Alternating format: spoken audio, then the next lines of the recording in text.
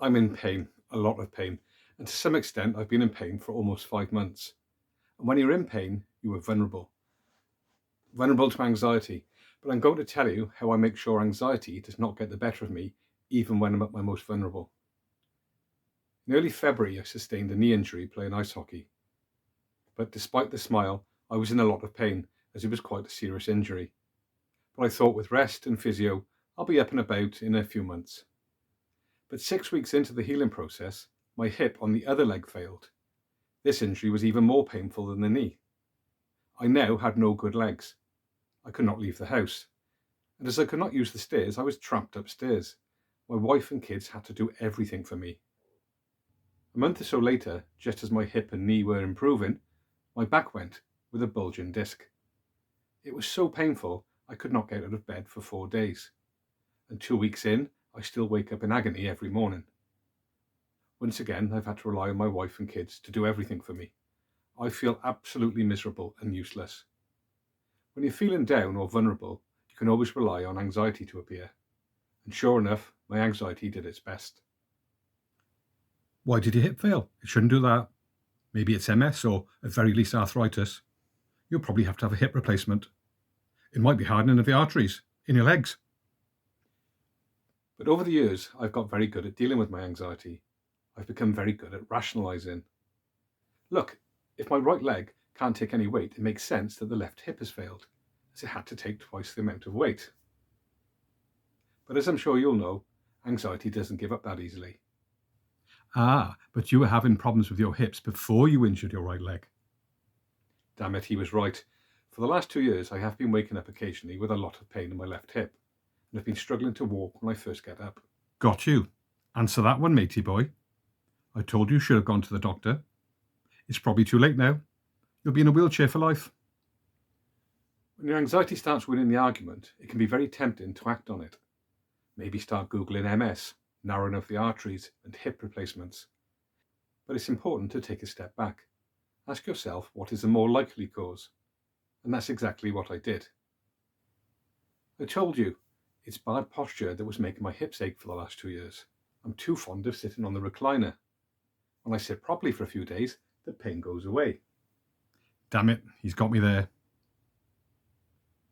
But just as you think your anxiety is beat, you'll get a little help from somewhere or someone. When I spoke to the doctor about my severe back pain, she said, it's nothing to worry about as long as there are no bowel symptoms. But over the next 4 days, my bowels seemed to go on strike. And on the 5th day, when they finally started working again, well, the less said about that, the better. Now my anxiety went into overdrive. That's it. It's bowel cancer and it's in your spine. Call the emergency doctor. Now, you almost got me here, but I never let my anxiety get the better of me because I've been using the principles of CBT for around 20 years, so I'm pretty good at it. The reason my bowel is upset is probably because of the high-dose painkiller that the doctor gave me. It's a well-known side effect of codeine.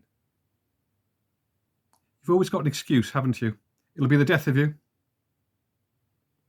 So I ignored my anxiety, stopped taking the painkillers, and sure enough, my bowels calmed down. Once again, I'd won the argument against my anxiety. But we all get times in our lives when we're vulnerable, whether it's illness, injury, or just the challenges of life. So here is a reminder of what to do and not to do. Do rationalize. Look for the evidence against what your anxiety is telling you. Be prepared to argue with your anxiety until it shuts up. Write it down if necessary. Don't act on anything it says. So no Googling symptoms or diseases or seeking reassurance. If you have something wrong with you, go and see an expert. And trust what they tell you.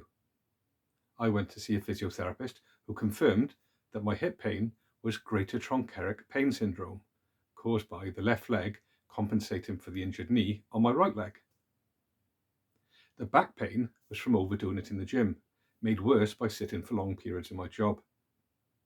Something else I found helpful was trying to stay positive about the future. Although I knew it could be many months before I was fully active again, I knew I would be back on the ice one day, and look forward to that. Also, instead of taking negative actions like reassurance seeking, try to take some positive actions. Plan for the future, because you do have one.